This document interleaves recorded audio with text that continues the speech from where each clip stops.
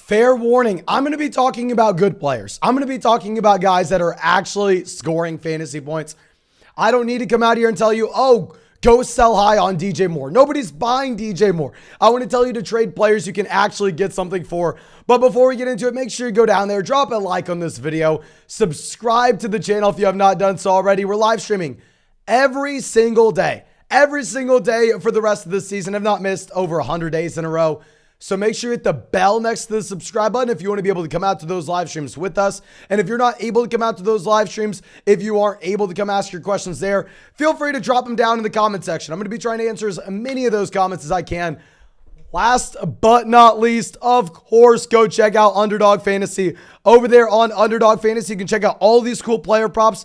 And when you sign up with promo code FLOCK, they're going to match your first deposit dollar for dollar up to $100.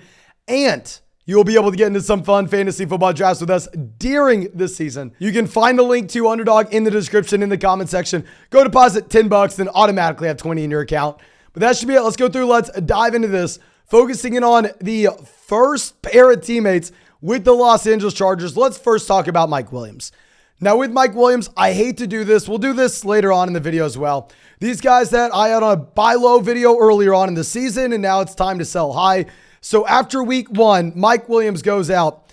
Keep in mind, everybody thought he was going to be some phenomenal pick, locked in top 10 wide receiver. I didn't even like Mike Williams coming into the season. Week one, he posts 2 receptions for 4 receiving yards. Everybody full-blown panics. I'm sitting here going, are y'all kidding me? Keenan Allen just got injured. I thought y'all were crazy in the first place to be this excited about Mike Williams, but all of a sudden, he's in a significantly better situation. Go and trade for him everywhere you can. People were treating him as a wide receiver 3. Well, since then, we've been able to start Mike Williams consistently. You had Mike Williams with 8 receptions, 10 targets, and 113 receiving yards week 2. And the receiving touchdown as well. So he's coming out here dropping 25 points for you. Week 3 against Jacksonville. Pretty damn ugly. I mean, the man had 6 targets, but he only had 1 reception. It did go for a touchdown, so it kind of saved your day. In this past week, Mike Williams coming off a monstrous performance where he had 11 targets, 7 receptions, and 120 receiving yards. So over the past 3 weeks, you've had Mike Williams averaging about 9 targets a game. And hell, if you can go sign up for 9 targets a game from Justin Herbert, that's something we want. But as we discussed coming into the season, why I wasn't all aboard the Mike Williams as a wide receiver 1 train as everyone else is if we look at the usage of Mike Williams with a healthy Keenan Allen in Los Angeles, how this offense works is Mike Williams is that deep threat wide receiver with an incredibly high average depth of target, whereas you are not going to be seeing the same thing with Keenan Allen. Keenan Allen's going to be a wide receiver operating a little bit closer to the line of scrimmage. But the difference between these two guys is with that deep threat. Maybe he is incredibly valuable from an NFL standpoint. He's the guy that's drawing safety attention away. He's the guy that's creating space underneath for Keenan Allen, for Austin Eckler to operate. He is not drawing consistent volume where he is someone that you can consistently rely upon in your fantasy football league. So I think when we are getting Keenan Allen back, where we've historically seen over the past 3 seasons, Keenan Allen averaged 10 targets a game. 10 targets a game. This kind of volume for Mike Williams is going to come back down to earth. I don't want to say he's going to give you exactly what he did in week 1, where he only had 4 targets and 2 receptions. Of course, that's not going to be happening. He will be significantly better than that. However, if we are going to be projecting this out from Mike Williams, what are we going to be locking in? 6, 7 targets a game? Which is exciting if they're coming from Justin Herbert. But if you're able to flip him and sell him close to a wide receiver 1 price tag, if we can go grab Mike Williams and Dameon Pierce, package them together, go get a stud like Jamar Chase, Jonathan Taylor. I know you're only going to be able to do that in casual leagues. Anybody who knows what they're doing, it's not making that trade. But still, I would love to try to explore a possibility like that. And our next guy, Gerald Everett. With Gerald Everett, he has also been phenomenal. Over the past 3 weeks with no Keenan Allen in this offense, Gerald Everett's been averaging over 7 targets a game. Gerald Everett had 6 receptions, 2 receptions, 5 receptions this past week. I mean, he's going out there giving you 17 points. 17 points at the tight end position is equivalent to about 65 points at wide receiver. I know that nobody else at the tight end position is currently producing in fantasy football, so you're probably very hesitant to let go of Gerald Everett. However, if we are looking at back-to-back weeks here with only 6 targets in this offense, we look at where Gerald Everett operates closer to the line of scrimmage, over the middle of the field, exactly where Keenan Allen will be playing. I am going to be concerned about Gerald Everett as well. Now, of course, this all hinges on what are you getting from Keenan Allen? Keenan Allen, we thought he was coming back last week. He re-aggravates the hamstring. As of today, right when I'm recording this video, he is labeled day to day. So it's very possible that Keenan Allen misses another week. It's very possible that even if Keenan Allen does play, that he's not going to be at 100%. So I don't think you're going to see the fall off from Mike Williams and Gerald Everett in week 5. But as a long-term play here, I'm pretty confident Keenan Allen's going to be back week 6, week 7, at least by week 8. The man should be at 100%.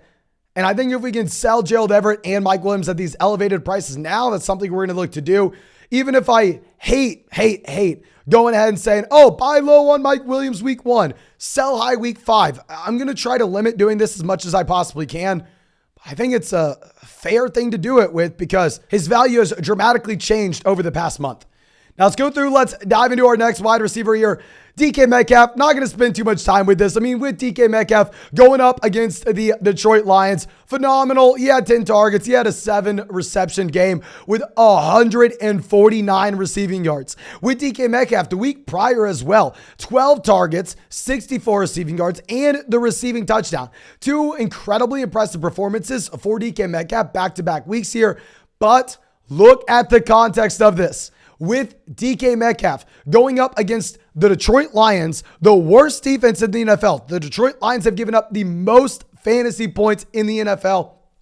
And the week prior, going up against the Atlanta Falcons, I think they have been phenomenal matchups for the Seattle Seahawks. And I think going forward, it is going to get more difficult. Despite Geno Smith looking pretty damn good over the past 2 weeks, I still think that Geno Smith is going to be a far below league average quarterback. I still expect this to be one of the worst offenses in the NFL. And I'm fine if DK Metcalf is getting everything in the worst offense in the NFL. If we go back, we saw that from Terry McLaurin, not this season, but seasons prior, where there were absolutely no other wide receivers. There are no other weapons in his offense. So yeah, the offense may be piss poor, but you're able to overcome it with raw volume. However, in Seattle, that's not the case. In Seattle, you have Tyler Lockett right now with more receptions than DK Metcalf, with more receiving yards than DK Metcalf. This is a co-wide receiver 1 type scenario for the Seattle Seahawks. With DK Metcalf, he's a phenomenal talent. I still want to say that this is a horrendous situation. So when we had this blow-up week from the Seattle Seahawks, I would like to go through. I would like to see what we could get for selling him high.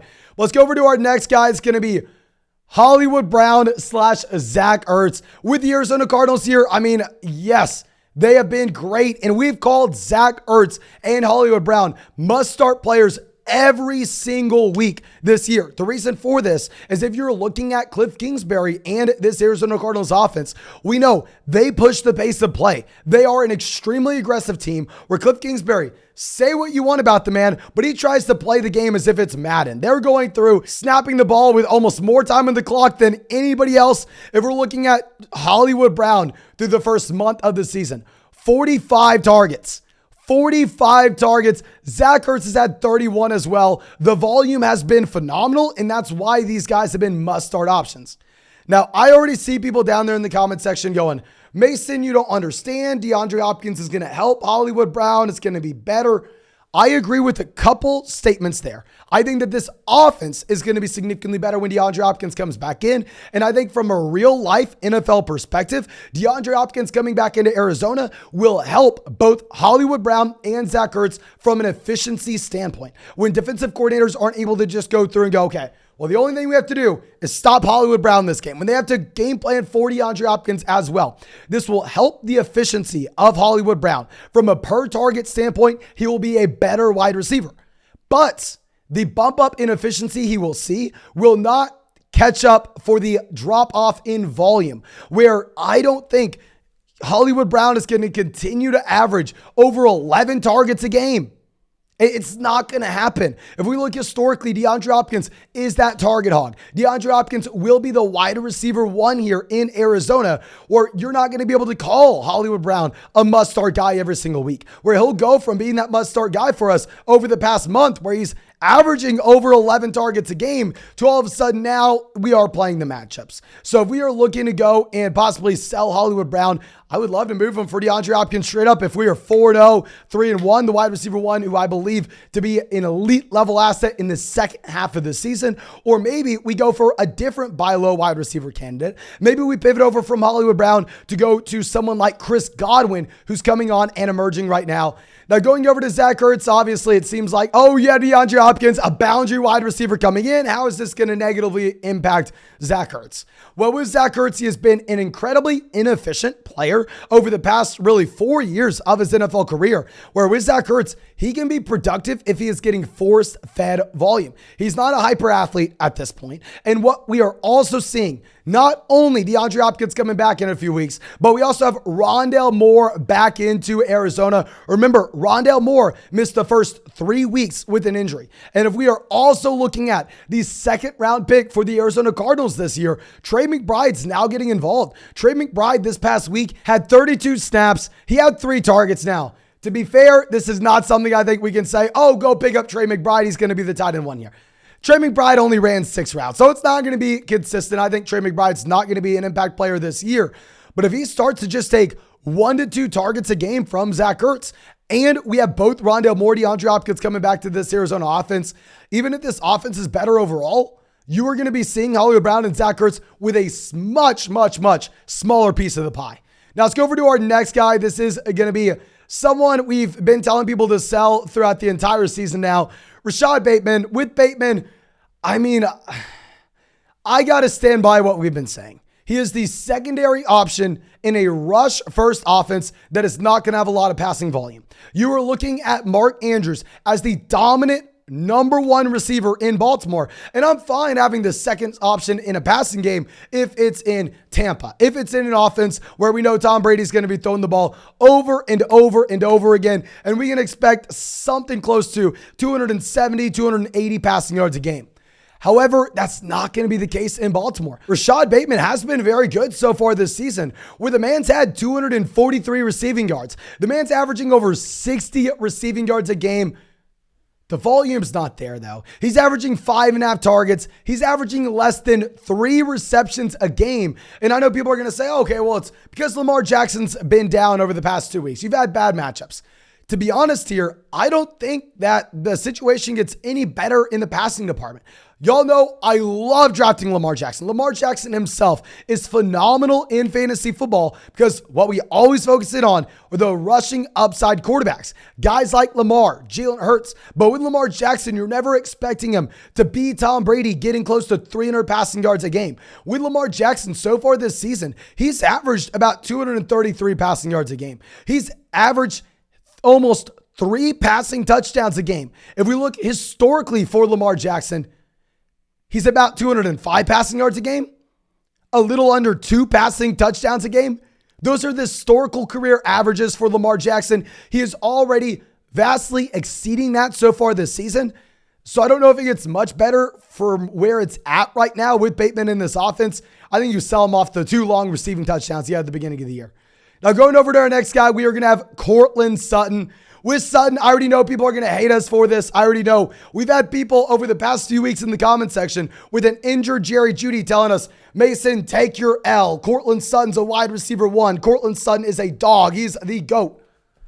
Guys, Courtland Sutton with no Jerry Jeudy has always been a phenomenal wide receiver. If we look at 2020 through 2022, Courtland Sutton has played 7 games with no Jerry Jeudy. And in those 7 games, Sutton averages about 9 targets a game. He averages 83 receiving yards a game. He averages, about 16 fantasy points per game. Sutton is phenomenal with no Jerry Jeudy. However, in the 15 games he has played with Jerry Jeudy, instead of 16 points per game, 7.7. Instead of 83 receiving yards per game, 40 receiving yards per game. Now, I'm not saying those numbers are going to keep up with Jerry Jeudy. I think he's going to be somewhat better with Jeudy in this offense, but we are even seeing this carry over to this season, where week 1, we know that Jerry Jeudy was fully healthy. Whereas week 2, Jerry Jeudy goes down at the beginning of the game. Week 3, Jerry Jeudy, most people thought he wasn't even going to be active. Somehow he played as a decoy with a hurt shoulder and hurt ribs. So if we look at weeks 2 and 3, where Jerry Jeudy was pretty much a non-factor in this offense due to a multitude of injuries. Courtland Sutton, 7.5 receptions a game, 110 receiving yards a game. A dominant wide receiver where everybody wants to come out here and just say he's a top 10 guy rest of season. Whereas if we're looking at weeks 1 and 4, where you've had a healthy Jerry Jeudy, Sutton's falling back down to 4.5 receptions a game, 62 receiving yards a game, just like what we've always seen with Sutton in his entire NFL career. He's a very good wide receiver when Jerry Jeudy is hurt or not in this offense. But when Jerry Jeudy is good to go, they're co-wide receiver ones here. So I would love to see what we could get for Courtland Sutton right now. Now going over to our next guy, not technically a wide receiver. We're going to have another tight end on this list, Darren Waller. So everybody wants to focus in on the fact that Kyle Pitts may be the biggest bust this year. I'm sorry for telling you to draft Kyle Pitts. Everybody wants to focus in on the fact that George Kittle is playing left tackle for the San Francisco 49ers. But everyone, y'all need to be looking at what's happening in Las Vegas. Darren Waller has been horrendous. Now, this past week, I actually thought week 4, Darren Waller was going to be phenomenal against the Denver Broncos because we know Foster Moreau was out this game. Hunter Renfrow was out this game. And we were going to see Darren Waller playing his usual number of snaps, running his usual number of routes. And that's what happened. Week 4, you had 35 routes run out of a potential 39 for Darren Waller. They used him as an every down player. Very similar to what you had in week 3. But going back to week 2, the last time we had both Hunter Renfrow and Foster Moreau healthy for the Raiders, he ran 25 out of 41 potential routes. He's a part-time tight end, it seems, in Las Vegas now. I don't think he's going to continue to only run 60% of the routes for the Las Vegas Raiders. I think that number does come up probably a little bit closer to about 75%. But if we're looking at Darren Waller as a player playing 75% of the snaps, 75% of the routes run now in Las Vegas, where he's kind of playing in a pseudo tight end by committee with Foster Moreau, where Hunter Renfrow is going to come back in, going to get some of those targets close to the line of scrimmage, I am a little bit worried. He's averaged 6 targets a game so far. He's averaged 4 receptions a game. And keep in mind, these have been good environments. They went into overtime against the Arizona Cardinals. The man's just not playing enough. I don't know what changed here. I don't know if it's legitimately Darren Waller was just bumped up over the past few seasons because it was, do I throw the ball to Bryan Edwards or Darren Waller? Let's get it to Darren Waller. And now Derek Carr is going, oh, do I throw the ball to Darren Waller or Devontae Adams? Maybe it's just a different personnel that's making Darren Waller fall off like this. But I think while everybody sits here and panics on Kyle Pitts and George Kittle, I'm not telling you that you shouldn't panic on those guys. If I had Darren Waller, I would be very concerned at the same time.